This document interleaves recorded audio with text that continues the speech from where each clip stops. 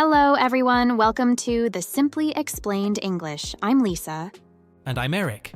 We're here to make English easy and fun for you. In each episode, we choose 5 English words and explain them in a very simple way. That's right, Eric. And we don't just explain, we also give you some useful examples so you can understand how to use these words in real situations. Absolutely, Lisa. And today, we have 5 words for you.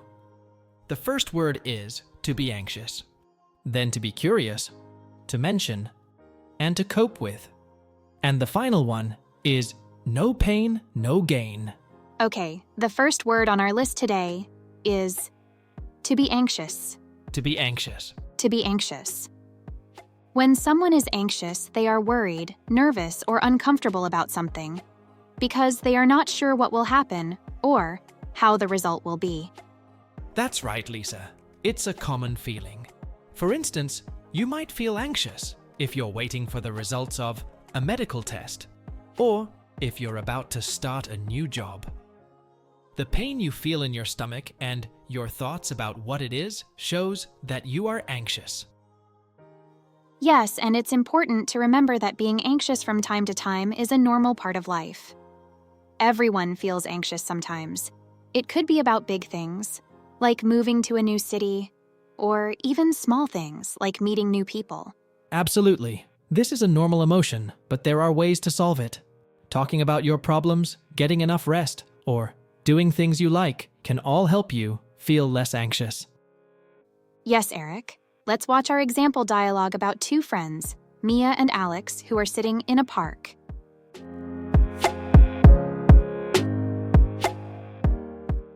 Alex, I feel really anxious about the test tomorrow. I understand, Mia. I feel a bit anxious, too. But remember, we've studied a lot, haven't we? Yes, we have. Something bad could happen, that's what I think.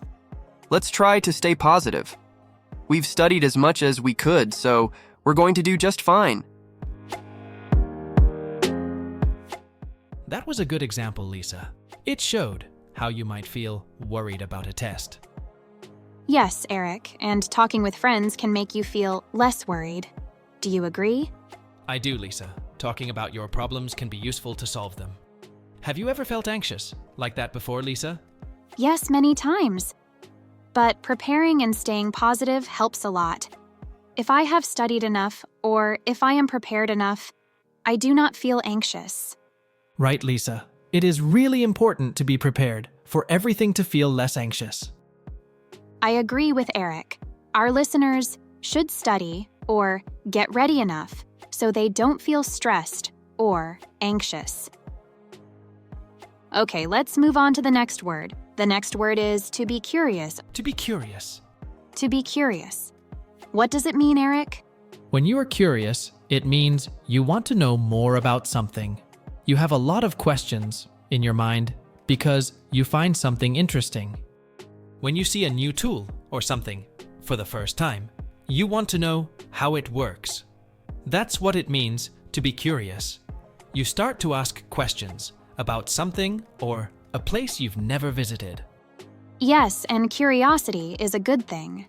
It's how we learn new things. By being curious, we ask questions, explore, and learn new things that we didn't know before. By the way, curiosity is the noun form of curious. Exactly, Lisa. It's okay to be curious about many things. It shows you are interested in them, and so you might want to learn and understand the world around you. Let's have a look at our example dialogue about 2 colleagues, Ben and Sarah. They are having a chat at the office near the coffee machine. Ben, have you seen the new coffee machine? It looks so different from the old one. Yeah, I noticed it this morning. I'm curious about how it works. Do you know? Not really, but I'm curious too. Maybe it makes coffee faster or has new features. Let's find out. We can try making a coffee after lunch. I'm curious about the taste too. Great idea. I'm always curious about trying new things. That dialogue was perfect, Lisa. It showed how being curious can help us understand something. Exactly, Eric. And when we're curious, we learn more. For example, Ben and Sarah want to know about the new coffee machine. It's fun to be curious, right? It is, Lisa. Being curious means you're always ready to learn. I love learning about new things. What about you, Lisa? What are you curious about? Oh, lots. Especially about places I've never visited. I always look at pictures and read about them. It's exciting. That sounds really fun, Lisa. Curiosity makes everything an adventure. And we should plan a trip together. We can both explore some new places and learn from each other's experiences. Great idea. Let's do that as soon as possible. Now let's talk about to mention. To mention. To mention. To mention means to say something quickly, in a conversation. You don't talk a lot about it. You just say it fast. Yeah, like when you add a small piece of information while talking. For example, if you're talking about a party and you quickly say, "I'll bring some snacks," you just mentioned, you'll bring snacks. You said it fast and didn't talk more about it. To mention is easy. You just say a little information in the conversation. It's like saying, "Oh, I saw a nice bird today," when talking about your day. Right? Sometimes, after you mention something, you might talk more about it, if the other person wants to. Yes, Eric.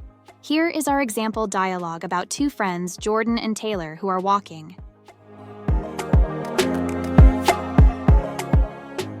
Hey Jordan, while we're talking about movies, did I mention the new film I watched? No. How was it?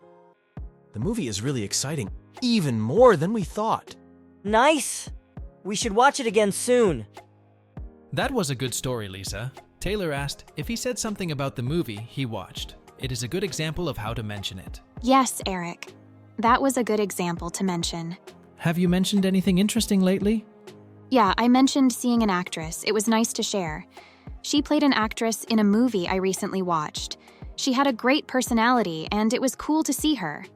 Wow, that's great. What was the movie about?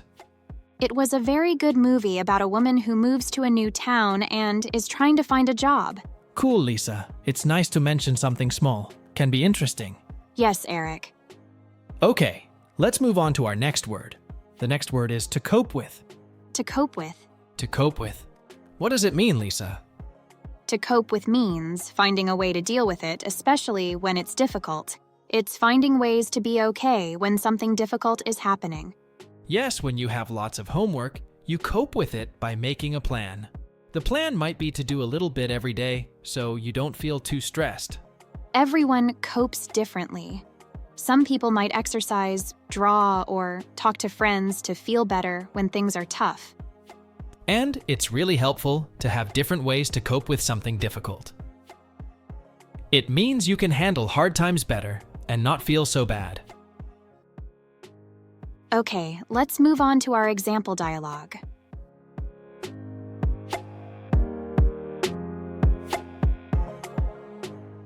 This week has been really hard with all the exams and projects. I see what you mean. I cope with them by making a to-do list. It helps a lot to do them in time. That's a good idea. I sometimes take breaks and go for walks. It helps clear my head. It's good we have different ways to cope with hard times. That example showed us how Leo and Kim cope with stress. It is, Lisa. Yes, it's okay that everyone copes with things in their own way. Lisa, what was the last big thing you had to cope with? When I gave a big presentation, I was really anxious. I coped with it, practicing a lot and talking about my worries with friends. It made me feel a lot better. What about you, Eric? What's something difficult you've coped with recently? I had to solve a big problem at work. It was really stressful because I had to solve it quickly. I coped with it by making the problem smaller parts and trying to find a solution for each part one at a time. It helped me not to panic and solve the problem more easily. Making the problem smaller parts seems like a really good way to cope with, Eric. It's easy to cope with its parts instead of the big problem. Definitely, Lisa. Okay, Eric, let's talk about our last word, no pain, no gain. It means if you don't work hard or have hard times, you won't get sometimes what you want. Okay, Lisa. For example, with exercise, maybe you'll feel pain, but it's how you get stronger. And it's not just about sports, it's about any challenge like learning a new skill. You might have to try very hard, but it helps you get what you want. Yes, this saying tells us to keep going, even when it's hard. The effort we spend makes us better in the end. Let's listen to our example dialogue about two friends, Sam and Riley, after jogging. That run was hard. My legs ache. But remember, no pain, no gain. It's how we improve. Yeah, you're right. It's tough, but we will get what we want in the end. Exactly. We're getting better because of our hard work. That talk between Sam and Riley really shows what no pain, no gain means. Hard work helps us to improve. True, Lisa. Working hard makes us better. Lisa, when did you feel no pain, no gain was true for you? When I first learned to play the guitar, it hurt my fingers. But I kept learning without stopping, and now I can play songs very easily. What about you, Eric? For me, learning a new language was very hard at times, but practicing a lot helped me learn it well. It really was a no pain, no gain experience. Great stories, Eric. Facing challenges is how we get better. That's all for today on the Simply Explained English. We talked about being worried, being curious, saying something quickly, dealing with hard times, and working hard to get better. Yes, Lisa. It's good to remember that hard work always wins. Yes, and we love to hear from you. Tell us if you liked today's words or if you want us to talk about other things next time. Thanks for being with us. Remember, learning English can be hard, but also fun. Don't forget, no pain, no gain. We're here to help make it easier for you. See you next time. Keep trying, stay curious, and remember that hard work helps you improve. Bye-bye. Bye-bye.